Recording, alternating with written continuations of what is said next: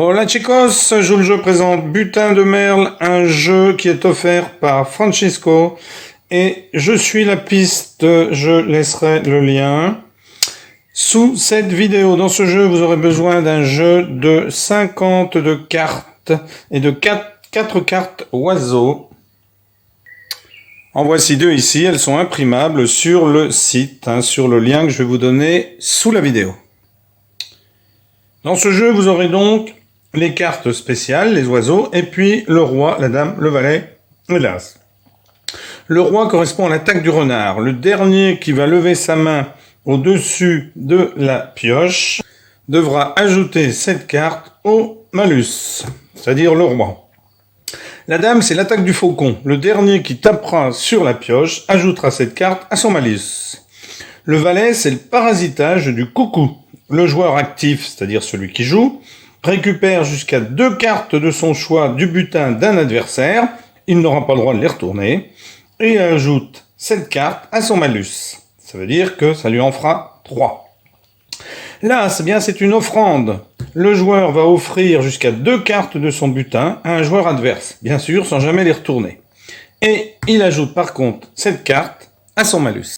Concernant les cartes des oiseaux, chaque joueur va devoir en tirer une au début de la partie. Et les 2 couleurs qui sont indiquées sur les cartes vont constituer le régime du joueur. Le but du jeu étant le joueur qui a le plus haut score. Donc un roi vaut moins 4 points, une dame moins 3 points, un valet moins 2 points et un as moins 1 point.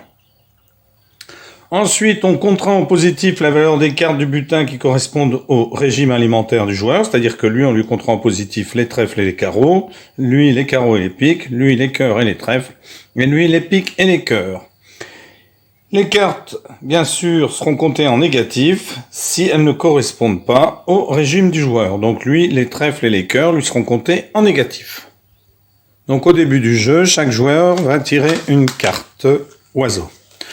Donc imaginons qu'ici on joue à 4 joueurs, et bien les 4 vont être distribués. Si on joue à 3 joueurs, il y en a une qui n'est pas distribuée, elle rentre dans la boîte, bien entendu, sans qu'on la regarde.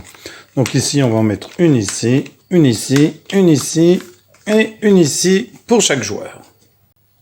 Ici, configuration à 4 joueurs, Axel, Lolo, Riton et JB. Ils ont pioché chacun une carte oiseau. Donc voici par exemple celle de JB. Ils ne doivent pas les montrer aux autres. Donc JB ne doit pas récupérer de carreau ni de pique. Le premier joueur, Axel, va retourner une carte. Il s'agit d'un as. Donc lorsqu'on retourne un as, c'est une offrande. C'est-à-dire que Axel doit offrir jusqu'à 2 cartes de son butin. Sauf que il n'a pas de butin, donc cela ne s'applique pas. Il va par contre récupérer la carte malus qu'il va mettre ici, face visible. C'est au tour de Lolo qui retourne un 7. Donc Lolo, lui, ne doit pas récupérer de trèfle, il doit récupérer des piques et des cœurs. Il va donc avoir le choix soit de garder cette carte, ce qui lui ferait moins 7 points, soit de la donner à un joueur. Bien entendu, il ne connaît pas le régime des autres. Il décide de la donner à JB qui va la mettre dans son butin. Le butin, on l'organise comme on veut, soit on met par couleur, soit on met tout en tas, sauf qu'on n'a jamais plus le droit de les retourner. C'est ensuite Riton qui retourne une carte. Lui, il retourne un 8 de carreau. Alors lui, il a du carreau. Donc, il va la garder. Bien entendu, cela peut donner une indication sur le régime que chaque joueur a. Donc, il décide de garder cette carte. C'est ensuite à JB de jouer, qui va retourner un 6. Le régime de JB, il y a des trèfles dans le régime, donc il décide de la garder. Et lui décide de mettre les trèfles sur les trèfles, pour s'y retrouver. Mais chacun fait comme il veut. C'est au tour d'Axel de retourner une carte. Hop, vite, il met la main au-dessus car c'est un roi. Donc quand on retourne, on évite de la regarder pour la voir en premier. On essaye de prendre la carte comme ceci et de la poser le plus rapidement possible. Donc ici, Axel a vite mis la main dessus car c'est un roi qui vaut moins 4 points à la fin. Et c'est l'attaque du renard. Le dernier a levé sa main au-dessus de la pioche, ajoute cette carte à son malus. Donc c'est JB qui a été le dernier, il l'ajoute à son malus, donc il la met face visible. c'est un riton de jouer qui tourne un valet. Donc ici, le valet, c'est le parasitage du coucou. Le joueur actif, c'est-à-dire riton, va récupérer jusqu'à 2 cartes de son choix du butin d'un adversaire. Par contre, il ne va jamais les retourner. Donc lui, il regarde, il a besoin de trèfles et de carreaux. Il sait que JB a récupéré des trèfles, il en a 2 dans son butin, donc il les met ici. Alors il avait un carreau, il décide lui de toutes les mettre les unes sur les autres, afin de tromper l'adversaire, qui ne pourra pas savoir quelles sont les cartes et qui ne pourra donc pas choisir. C'est lui qui a retourné le valet, il prend donc en malus le valet. C'est ensuite à JB qui retourne une dame qui tape tout de suite sur la pioche. Le dernier, c'est Lolo, donc il récupère la dame qu'il met face visible.